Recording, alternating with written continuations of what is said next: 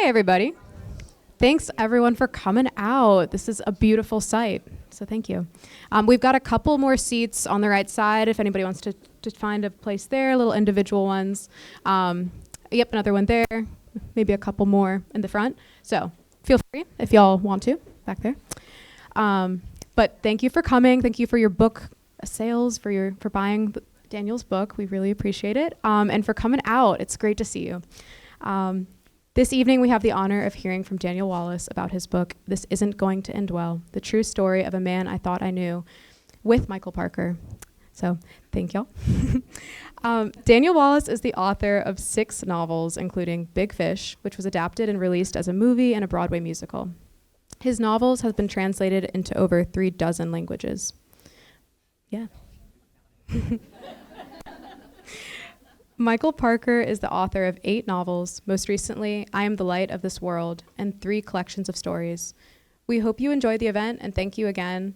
Remember, if you haven't already gotten a copy of the book and you'd like to, we have some up front. All right.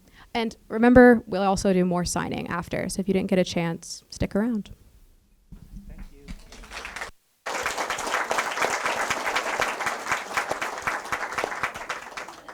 Thank you, Michael, for being here. Does this work? I don't think your mic is on. Oh, I have to turn it on? If you look right on the top, there's a little switch. Yeah, I can do that. It says on. And there's a Right here? there's also a I'm on already, right? yeah. They Did turn me tell on you to turn- automatically. I usually have a concierge service do that. Yeah. Here you go. We were here at the last stop for your North Carolina tour. Right, yeah. Over there. It was over there, and this is payback because you because So he my asked last me. stop, and you're here. This is great. Yeah, it's tremendous. Yeah. Congratulations on your tour being Yeah. over and Yeah. being, yeah. So I would love it if you could talk a little bit about the book for those of these folks that don't know anything about it, Sure. which I would think some of them don't. And then also, can you read a little bit? Do you have some Yeah. sections you can read? And I also have some sections that I would love for you to read Oh, really? later, yeah. Look, I wanted to just show you that, do you see all these things? I stayed up all night doing this so that it would appear that I read the book. And there are a lot of dog ears, Are we too. going to have time to talk at all with all those? Are we going to have time to talk? I thought I would talk a lot. And then Okay. you could, Yeah. All right, good. So I'm just going to read the entire book. I think that would be the easiest thing to do. they're down for that, I think. Lock the doors. So This Isn't Going to End Well is a bunch of things. It's a memoir, it's a biography, true crime, all in one book for the price of one book. It really revolves around the life that swirled around my brother-in-law, William Neely, who I met when I was very young and who at that time, as I'll read from it, was a very compelling individual just because he was so incredibly cool. And then over the course of our lives together, he became increasingly compelling because he became a writer, he became an artist. He did this map. He mapped all the rivers in North Carolina and the Southeast. He published 10 books. And I think had it not been for him, I probably wouldn't have become a writer myself. So this book, the heart of it is my relationship with him and his life and death. With this?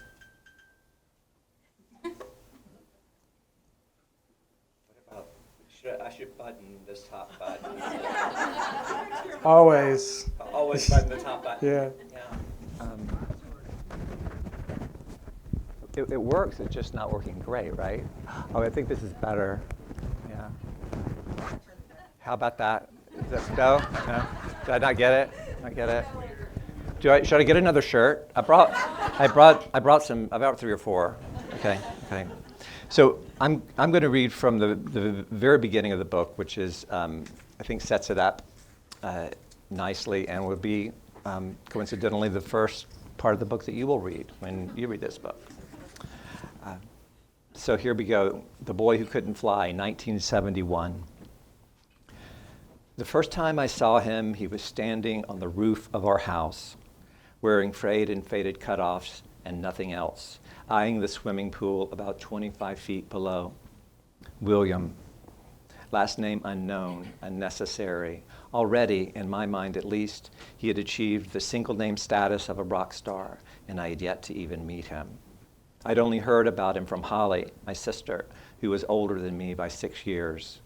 My sister's boyfriend was on the roof. It was unclear why he was there at first, though he did have the look of someone about to take a leap. But that was impossible. The pool was on the ground, and he was on the roof of our house. Out of utmost concern for any potential accidents, my mother had had the diving board removed, and that had been just 3 feet above the water. He was 8 times higher than that. He had thick, corn yellow hair tied back into a ponytail, broad shoulders, was thin at the waist, and he stood spotlighted by the sun. I thought, holy cow, he is about to jump. I was 12. Until that day, I never thought of a roof as a thing an actual person might, on purpose, jump off of. To get there, he'd first had to stand on the back porch railing and then balance on a window sash, lift himself up and over the gutter and roll away from the edge.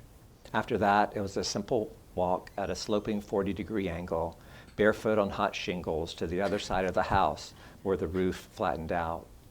This was the roof over my mother and father's bedroom, a 1960s addition to the 1930s house. He was standing at the edge of my parents' bedroom, surveying his flight path into the water. I guessed it could be done. It looked like it could be done. With a little lift, he would miss the concrete skirt and splash into the deep end. But there were a multitude of ways for the jump to go wrong. He must have been considering a few of them. Or maybe it wasn't William who was considering these things. Maybe it was just me. And now he took the 3 steps back away from the edge of the roof for the running start, the bold approach, the liftoff. In my memory, this happened in slow motion. Maybe it actually was in slow motion. Maybe he was that good. And then he was airborne. He hit the water, of course, made a giant splash and disappeared beneath the wake. Not for too long, but long enough for me to wonder if he would ever come up. Then he surfaced, leaning back his head to let the water pull his hair away from his face. Then he got out of the pool, climbed the house, and did it again and again. It was pretty magnificent. I was spellbound. It wasn't some unformed idea I had about masculinity or manliness in him that I was drawn to. I wasn't into that then or now. It was just the wildness, the daring do, his willingness to take flight, literally, into the unknown, an openness to experience and chance that, so far in my short life, had not been previously modeled to me by anyone. Whatever I was, he wasn't that, and I wasn't sure how much I wanted to be the me I was. That's what I would learn from him, though, over the years, how to become the me I wanted, not by being him, but by watching him. Later, though, much later, I wondered how the rest of our lives would have turned out had he died that day instead of the day he did, by his own hand 3 decades later, had he tried for the water but missed. Wow.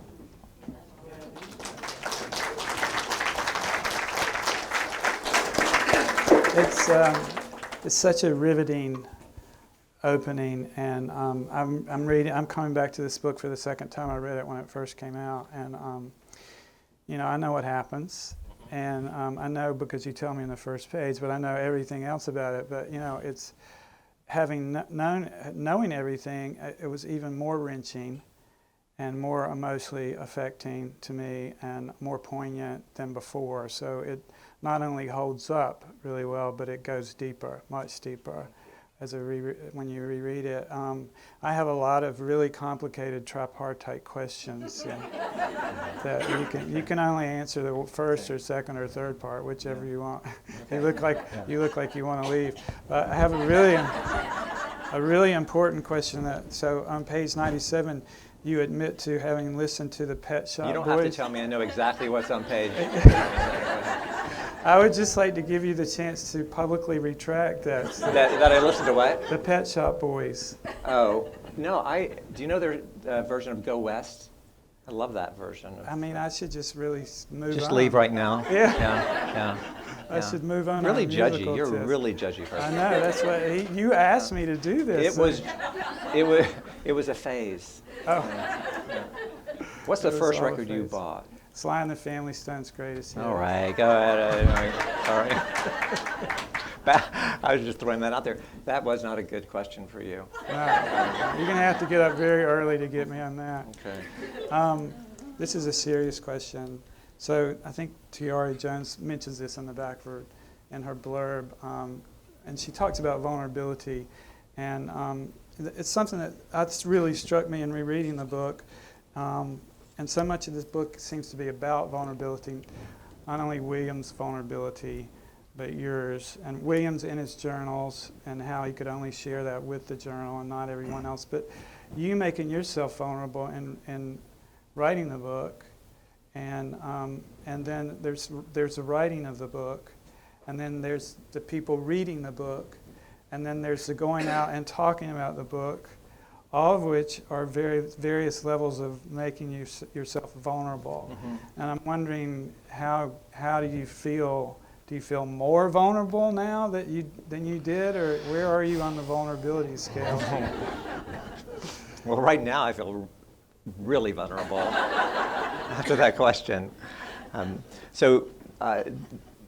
Just to preface that question a little bit, the book is structured, and the first parts of the book are about the William that we all knew, who we would all see were he here, you're friends with him, how he presented himself to the world.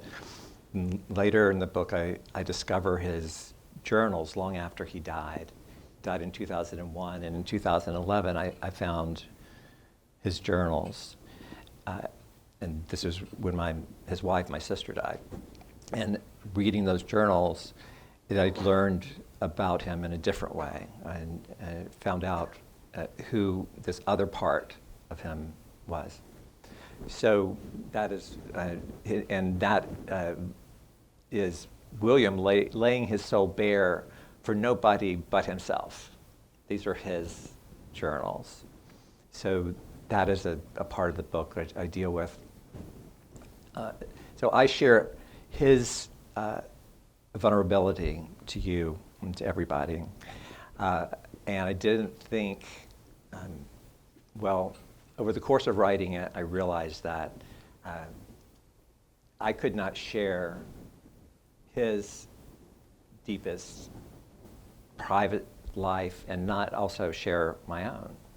That's not fair. It was really difficult for me to do that. I didn't want to do it, and that's one reason the book took so long to write, is that I couldn't bring myself to do that. And one of my readers, who also happens to be my wife, kept pushing me to do that, to share more of myself. And there were a lot of aspects of the book that were difficult to write, but that was hard, in part because this is true, I don't think of myself as that interesting. And why would anybody want to read about me? Well, I don't think writers are that interesting in general. Yeah. I mean, that's why we sleep around and drink so much. Exactly. No, I mean, actually, that's not true. I mean, you made yourself very interesting, but this another question I had is, like, a lot of the book is about you becoming a writer.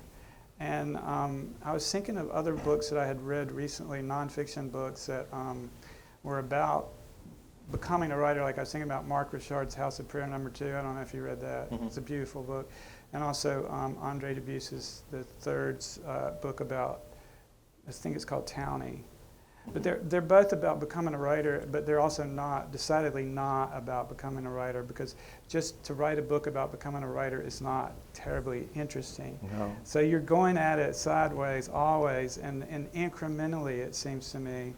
And I was really interested in that whole idea of when in the writing of this, like, was it in the first draft, was it in the fourth draft that you decided or that you understood that you were writing about your own literary education sort of in connection with and almost organically with telling the story of William? Mm-hmm.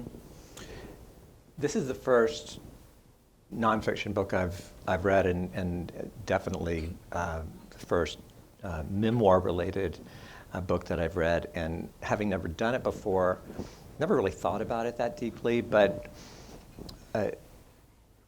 I did unconsciously feel that somebody writing a memoir was just writing up the reflections, of their life, a period of time. But I found that the process was not dissimilar from writing a novel, in that I was discovering a lot of things in the book that I didn't know before I started. I definitely didn't come to the book thinking I'm going to write a book about William and his influence on me and how I became a writer. That was the farthest thing from my head, and I think almost everything was a sense of just plunging into the dark. And so as I was relating and writing about these things, I understood William, I understood myself, and I understood our relationship much more clearly than I did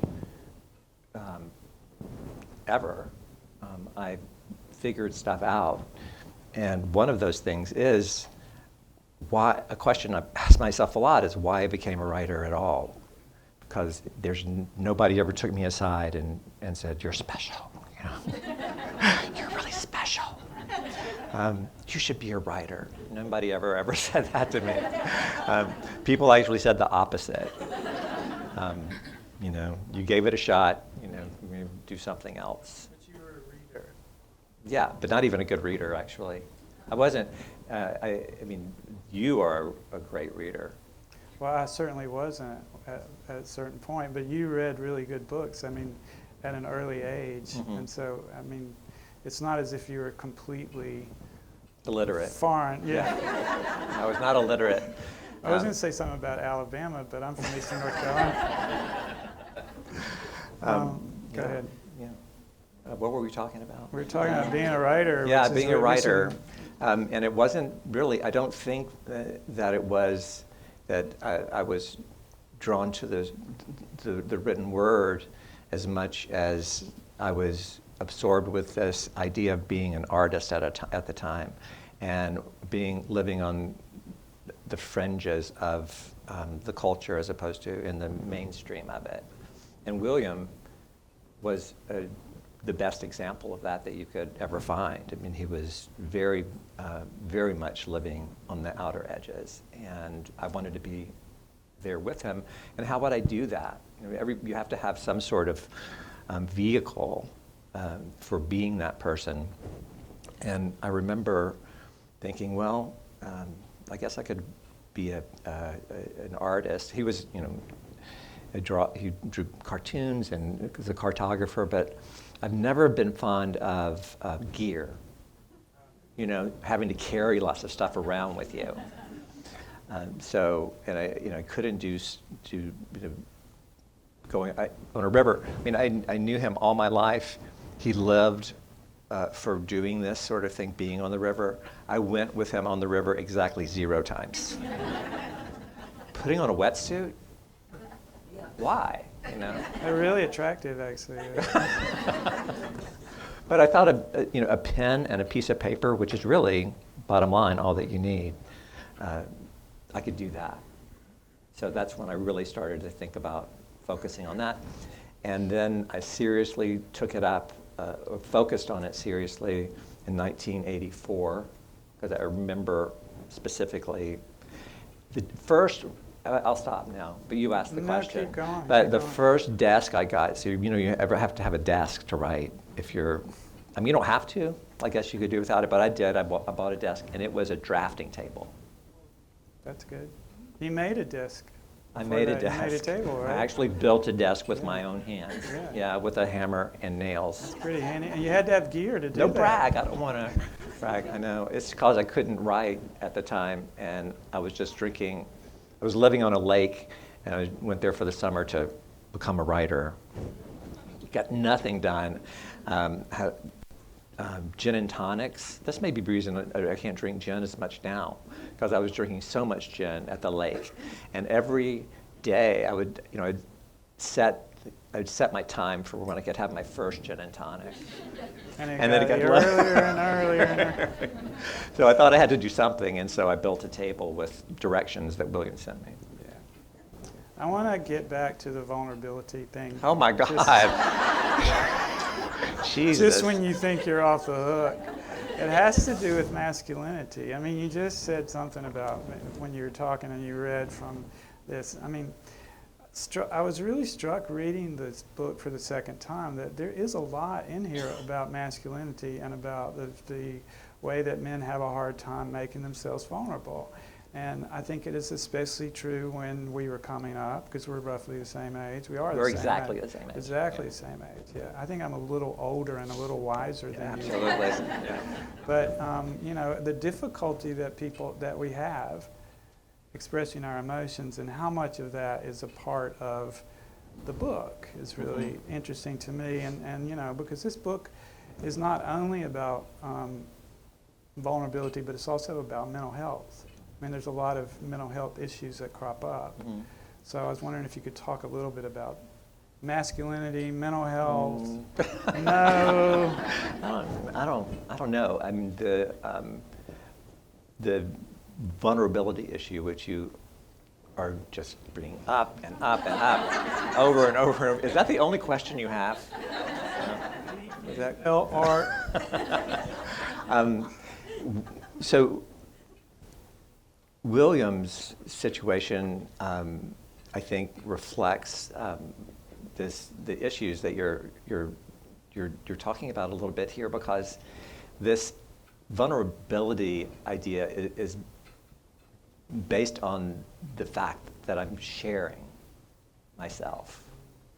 I'm sharing secrets that normally most people wouldn't, and it's much too much information about me that you never wanted to know this much about me.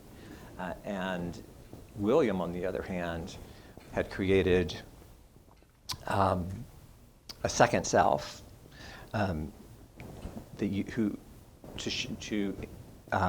to live in the world as a kind of a carapace to protect this other self, which he didn't want to show you. So his life was about he's kind of a double agent, right? And he had to nurse this other part of him in the darkness, in that way that I mean, away from a place where we could see him or see that person. So it's one of the difficulties in writing this book was that I was doing the last thing that he would want to have done were he alive. Last thing. But that is the thing that ultimately was, if not responsible for, but the engine that led to him taking his own life. Mm-hmm. The secrets that you share only with yourself only become more important to you. The bigger they are, the less you want to share them. So this suicidal ideation, which he'd had all his life, this idea that was always a choice for him every day. I think he made that choice whether to live or not. Mm. But this is not something he would tell anybody about. And so eventually, it took over. And had he been able to share that with somebody, you just never know exactly what would happen, but I think the chances are much better that he would be able to have been alive today. Right. Yeah. Well, I mean, I feel like we do get to know you in a way that we might not otherwise, probably, or through your fiction. But there's confessional memoirs that are sort of squishy and icky, and there's none of that here. It's just honesty, and there's there's a kind of clear-sightedness about what happened, and also about what your role as a writer of this, a chronicler of this particular story is. And there's certain points in the narrative where you speak very honestly about being an observer, and almost being a voyeur, and you're honest about that. But isn't that what we do, right? Isn't that, I mean, is that true generally in fiction and in fiction as well? When you're writing a novel, don't you feel like can you talk a little bit about that? You could talk about it too. I'm actually you do not the a same voyeur. thing. You do the same thing. Yeah, and I do think that is this okay? You can come in. I do think that being a writer, there are sort of a lot of non-specific, non-writerly characteristics that you have to have. I mean, you have to like to be alone for long periods of time. You have to like to go into a room and come out with something and show people. It's not a group activity. So if you don't like to be by yourself in a room, then you probably shouldn't be a writer. And that doesn't sound in any way artistic, but it actually is, I think, a vital part of being an artist, is being comfortable, or maybe being uncomfortable being by yourself, but you can't avoid it. And maybe discomfort is also a good thing. So, and also this sense of not really being a part of things, not being able, to lose yourself in a situation. Not, I don't get drunk nearly as much as all of you do, because they're all drunk right now. They're all drunk right now, clearly, because the sense of being out of control. Even a little bit. I don't like that. Right. And so, if you are with a bunch of people who, not that this ever happens, but looking at my wife, never happens. But if you are with, do you want to come up here? Yeah, you want to come up?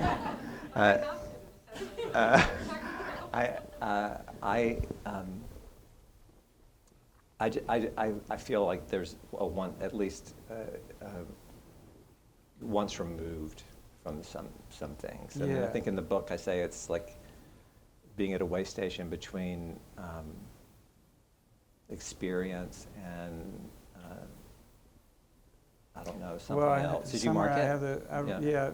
In one of my 17,000 marked passages, I have it.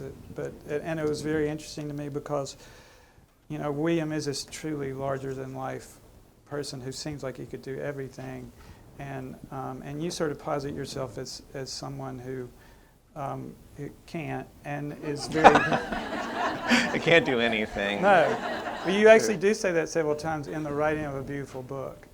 Right, that you can't do anything, but of course you're doing everything. You have this amazing memory. You have this amazing way of, so much of this book is organization and structure, as with any book, but particularly in a work of nonfiction of this type, the structure is absolutely crucial. And so that's what's so beautiful about it, it's putting it in sections, but also the dissemination of information, which brings me to the murder trial, right? And the murder. So you mentioned that it's part true crime, and I've seen that in some of the reviews. But I wonder, how do you feel about it being called a true crime book, or even partially a true crime book? I think it would help sales. Yeah. Obviously, you don't have a problem with that. I don't think it's a. Structurally, it's interesting that you bring it up in this regard, because one of the early drafts of the book, the whole story was around this. Out of the murder. Mm. So the murder was the umbrella that everything took place under, and William's story was still the focus, but it was sort of filtered in through that. Yeah. And Edgar's story, Edgar, who was a friend of ours and William's best friend who was murdered, was one of the reasons that I posit in the book anyway. His death and his William's inability to solve the crime was one of the things that led to his taking his own life. Mm-hmm. So, I mean, to me, it's a fascinating story, and there's so much more. I think it's 30 pages in the book now, and originally it was 150 pages, just focused on this because it was so important. I think it's a fascinating story, but it's also incredibly important to William's life, and so all the stories that I have in there with me doing whatever things I'm doing that I would disavow now, and Pet Shop Boys? Pet Shop Boys, for instance. I'll never live that down. That are all attached to William and his life and my experience with him. And which totally comes across. I mean, you're never that far from William's experience, but it must have taken a tremendous amount of research in order to do that, because you're sort of, this is what happened then, and you sort of recede, mm-hmm. and the story becomes what happened during the murder, but you're very much in control. Yeah. I happened upon a quote from Sharon Olds today, and she said, given the choice between a poem being good and a poem being therapeutic, I would much rather go for good. And I'm really interested in this question of art as therapy, mm-hmm. and and where you stand on this, because obviously this is a book that was cathartic for you and difficult for you to write. And where do you stand on this whole notion of art as therapy, and how would you apply it to this book? Mm-hmm. It's like an essay question. like That's why you asked me. If I do this, I'll get into Princeton. Mm-hmm. It's complicated. I don't think of my novels as therapy at all. That's never even been something that I would think about in terms of what I'm doing there. I don't know what they're about, really. I'm just telling a story, and then sometimes it takes years before I can look back and see where they came from, or what aspects of my own life or my family's life that I'm drawing from. With a book like this, you're much more susceptible to falling into a different mode other than a writerly mode, or a person who's trying to write a compelling story for you, really. And so the idea of art as therapy undermines the goal, your goal. If I'm working on this for myself, then I think by definition it's going to fall flat for you, because the more it's about me, the less it's about you.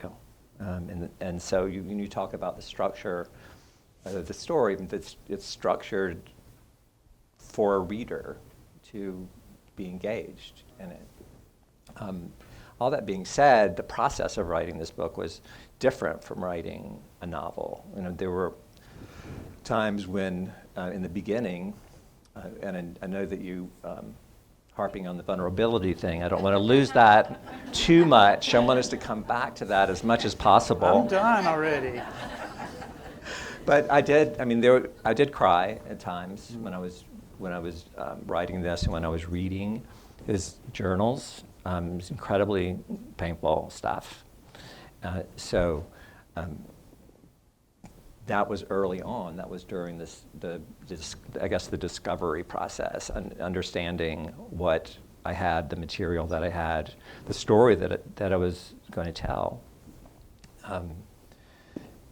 But as the process went on, I had to take a step back from who I was really writing about. That these are people I loved, my sister, William, Edgar, the real people, flesh and blood people. But sometimes I find myself, when I'm talking about the book, I'll talk about them as a character. And that's who eventually they had to become, is a character, the same way that you would have a character in a novel, except they still function as a nonfiction character. You still have to do what they did. You can't make something up. Closure is also, I think, a word that people use a lot. Yeah, terrifying. And I've thought about that because closure to me implies, I mean, maybe it doesn't imply, maybe it's actually what the word means, is a shutting of something, and it's a finishing of something. And I think especially with something like this, that's impossible. You're never going to have a closure where you just clean your hands and everything is fine. And this book actually opened my life, my understanding of who I am, who William is, obviously Williams especially, but it wasn't closure in any way. It was, I feel like, so much better than closure. I think closure is a very dangerous word when we're talking about art. I think resolution is not such a dangerous word. Mm-hmm. So, in terms of resolution, I mean, I like what you're saying about it opening things up, and I think that is its own reward. But, maybe there's a little bit of resolution. There's certainly redemptive. Mm-hmm. There's a redemptiveness to what happens and to mm-hmm. how the book ends and to how you, put this material together. So. Yeah. It seems like 6 years since I first saw you at Letters when you first started your tour with Kathy. And I know you've been out peddling your wares, and I wanted to ask you and give you the chance to ask yourself any question that you would like to have gotten asked that somebody, and I understand that it won't be about vulnerability, and that is totally cool with me. I just want that known, or the Pet Shop Boys. But what is it? What was the question that you were just dying for someone to ask in the audience and you didn't get asked? I don't know. I mean, I think I never got that question because there's so much of it in here. Mm-hmm. Honestly, if I can be honest and vulnerable with you, can we take hands and?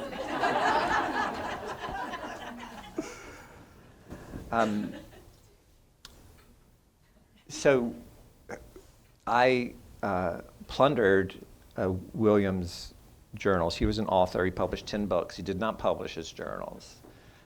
They were not for publication per se, but I published a book that would not have been written without them.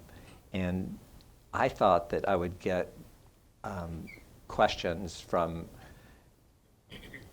somebody about whether that was a moral thing to do.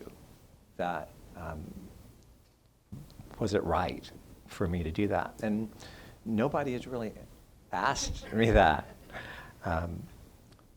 So I'm not encouraging you to ask me that. But Did it come up in the editing process?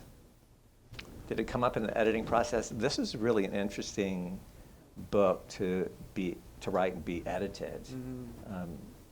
But it did come up in the editing process. I think that Kathy, who is Michael's editor as well, she was on edge a little bit about some of the things I was sharing, and so there was. We did take out some of the things that maybe weren't necessary to understanding the story that I was telling. So she was a little skittish about some of it, and she knows it. if she were here, which she's not. So we can say anything we want. We can say anything we want. But yeah, that was a part of that was a big part, and I really, it was an interesting back and forth. I bet. Yes, there's questions from the audience. In the back there, Sharon, I'm sorry, yeah. Would you answer the question that nobody has asked you about, Yeah. the moral aspect? I knew somebody was going to bring it up once I brought it up. I don't. So I've made told a story which makes me feel better about doing it. I mean, I really did. When we found the journals, Laura was there. My other two sisters were there, and we decided we would just throw them away because they were his journals. We didn't. It wasn't our business. And I took them out to throw them away, and I put them in the trunk of the car. And then years passed before I was able to look at them, and then I did. So William loved to write to-do lists. In his journals, a lot of them are just to-do lists and all the things that he was going to do and all the things that he did for the day. And his very last one was to release the amphibians, though they had a lot of they had snakes and that sort of thing as pets and turtles, and get a DNR and expurgate journals. So you read that and you think, well, why not throw away journals? Why not burn journals? Why not destroy journals? But expurgate, he was looking at them possibly and removing some things that from them. Why would you do that if you're going to die? And why would you not? Why would you leave something behind? And so the idea, after thinking about it, even though William was the most private of people and did not want us to know who he was, did not seem to anyway, I do feel that some of the best part of us, the most human part of us, does want to be known. We do want to be known. We're too scared to show who we are because we're afraid that people won't love us if we do. And he wrote in his journals, I must not let them see who I really am. They couldn't handle the real me. And what he's saying is they wouldn't love the real me. But he was an artist, and he was a very deep feeling person, and I do think that at his core that he did want to be known. He didn't want to be around to be known, but he did want to be known. And my sister, Holly, his widow, in an interview after he died said, one day I'm going to write a book about William's mind, or somebody will. And she had an opportunity to get rid of the journals as well, and she didn't. So that's where I am on it. Sharon, what were you going to say? I have a two-part question. Oh my God, another two-part question. Well, you can get to the side. Yeah. But actually, my first part is just a thought, is that for me, you answered that question in the book. I could see that you were torn, you went back and forth, and then this is where you landed. And so I was okay with that, and as a reader. So. Thank you.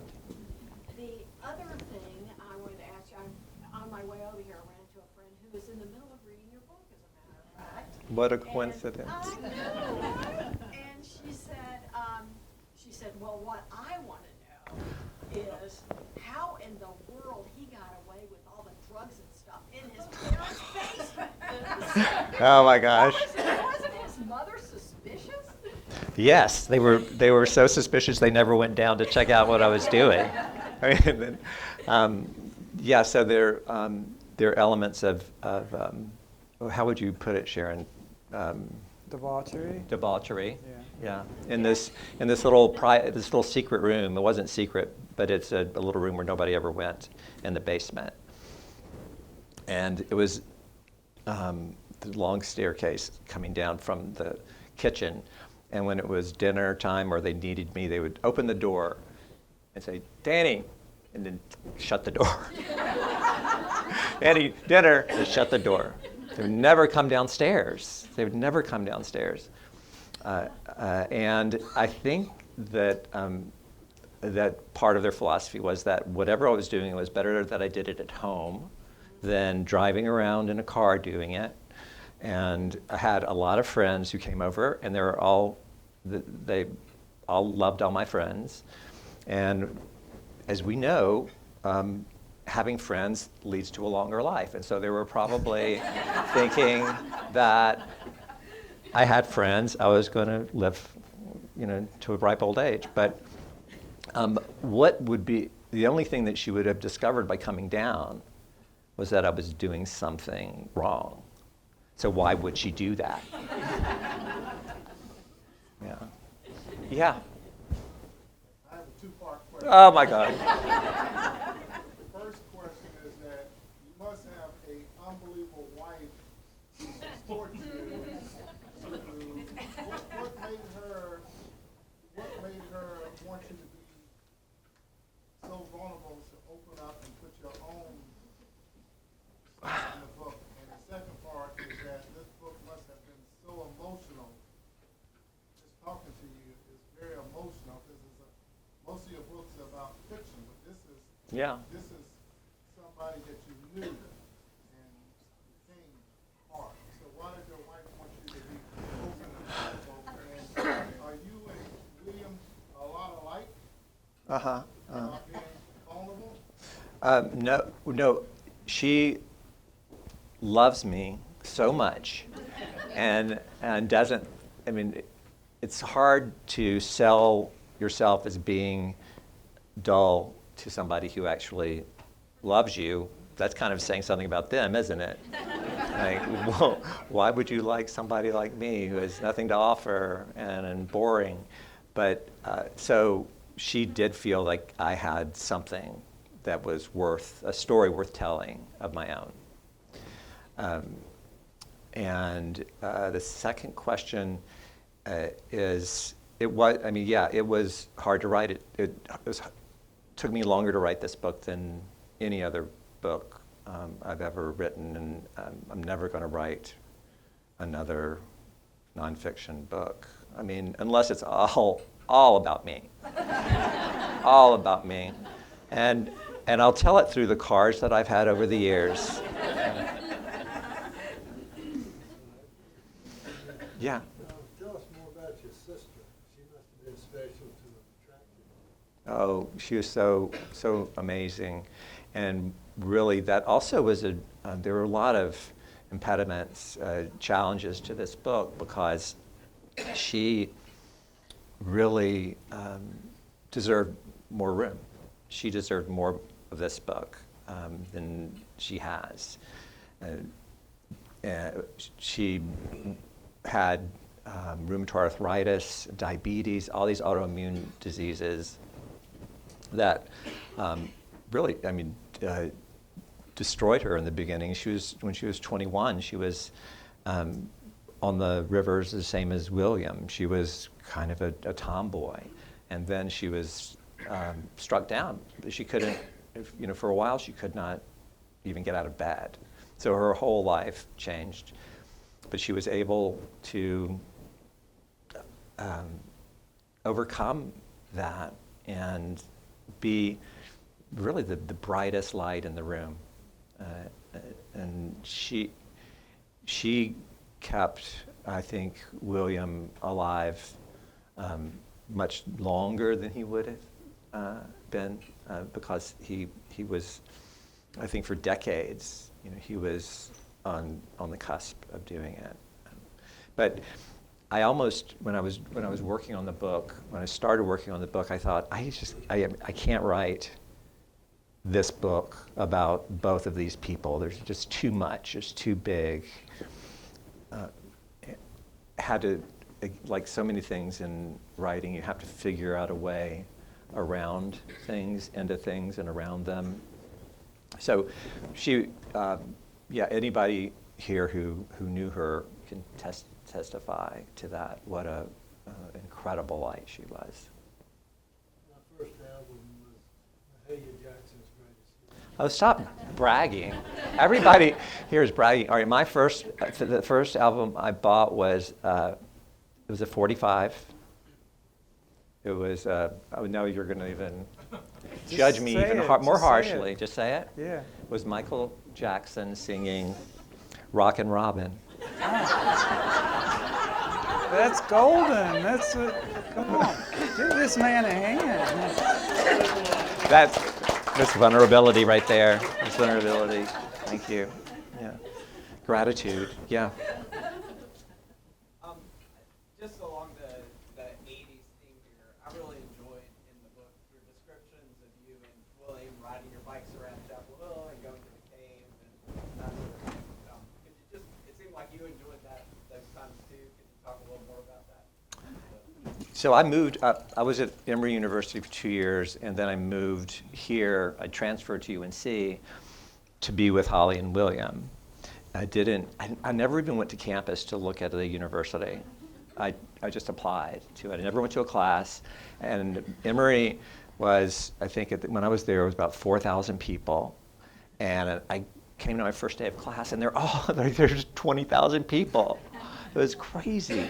So I didn't do much in school-wise. It was just too many people. It was too crowded.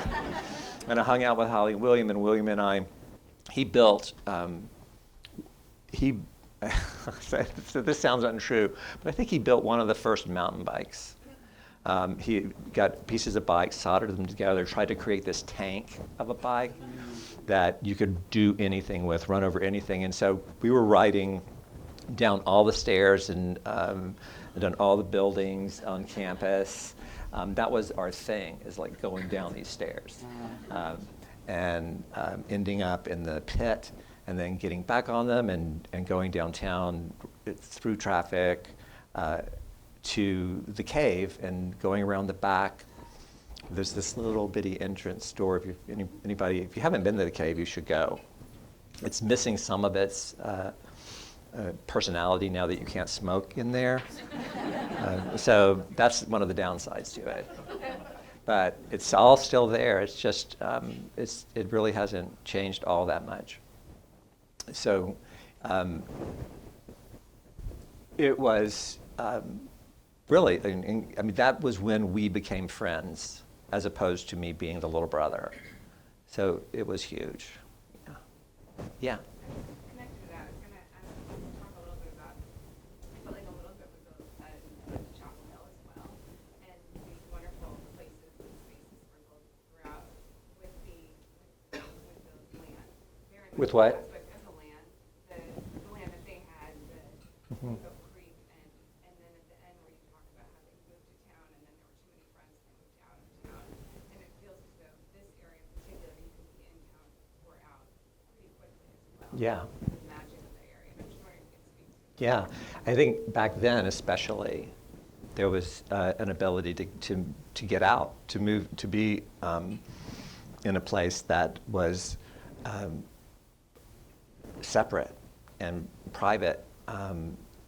They lived off of Arthur Minnis Road and had 20 acres out there. Nobody else was there, and then other houses came. Then they bought 10 more acres in order to keep other people from coming, And you can never, if privacy is what you want, if you always have to go, I think, 20 miles farther than you think is necessary to maintain that privacy. But they were encroached. They felt encroached. They had created this, what William called Club Ned, and you went through the gates that were lined with the inside-out heads of dolls. So like warning those who come in here. But it was magical. They had a pool, they had a jacuzzi, they had all this art everywhere.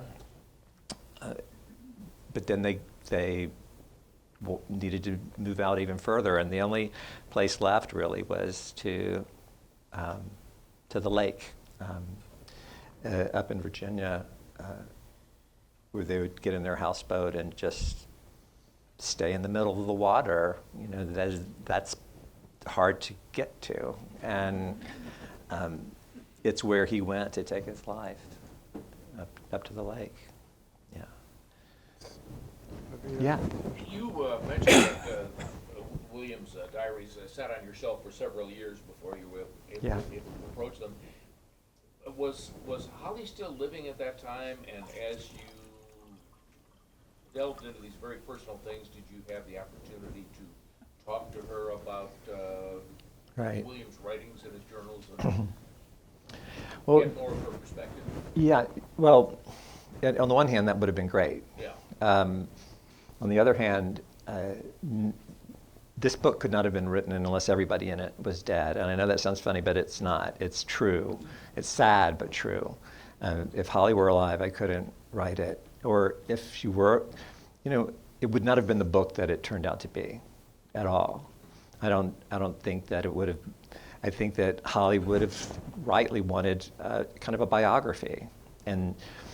But when he died in 2001. She died in 2011. And so that was when I found the journals. And I didn't know anything about them. I know that she read them because there were notes on them and that sort of thing. So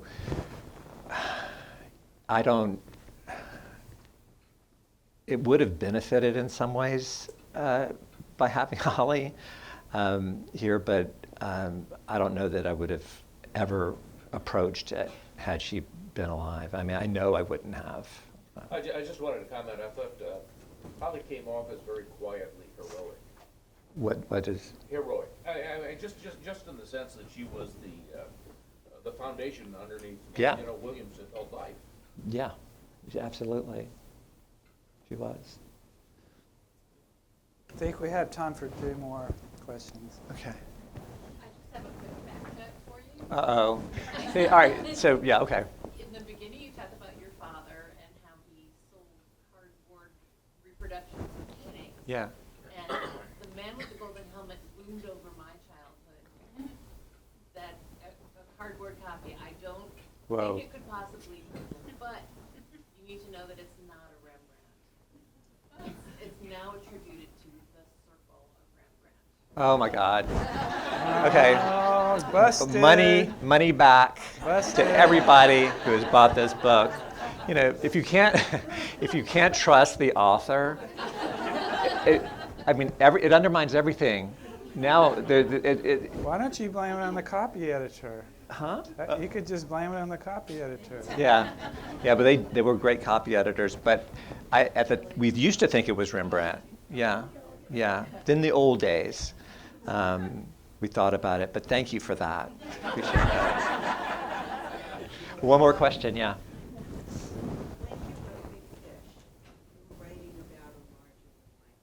Yeah.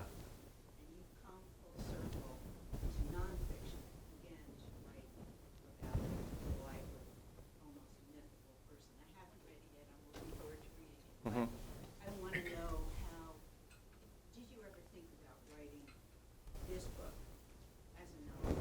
Because it's the person's experience. There was a lot of emotion even in that first book, although it's fiction, somewhat revelatory fiction. Yeah. That's a great last question because, and again, I didn't know, I don't have an idea of what I'm writing when I'm writing a book. If I do, then it's not a good thing. I'm just for a while just typing, and then even after I finished this book, I didn't understand it completely. but it is either a prequel or a sequel to Big Fish. The character of the father in Big Fish, larger than life, an unknown character. The whole idea behind that book is the son trying to get to know the father before he dies. So, and then in this book I talk about influence and what is influence and how do we become who we are. And I don't think that we can tell that story completely because there's so many different ways in which we are influenced that it's too complicated for us to understand ourselves. So my feeling is that there's kind of an osmotic thing that happens that, or contact high, when the people that you're with influence you without you knowing it. And so even though in the past the book Big Fish was thought to be inspired by my father, and it definitely was, I also think that the book would not have been written the way it was without this influence that William had on me. But I never would have said that in 1999 when that book came out. As you may know, I don't know if you remember back then in 1999. So this is one of those things, and I'm sure it happens to you. Do you discover things about your books that long after you write them? Oh yeah, years later. Yeah. Yeah. So yeah, it's really interesting being a writer. It's very fun. Well, thank you all so much. Yeah, thank you. Really appreciate it.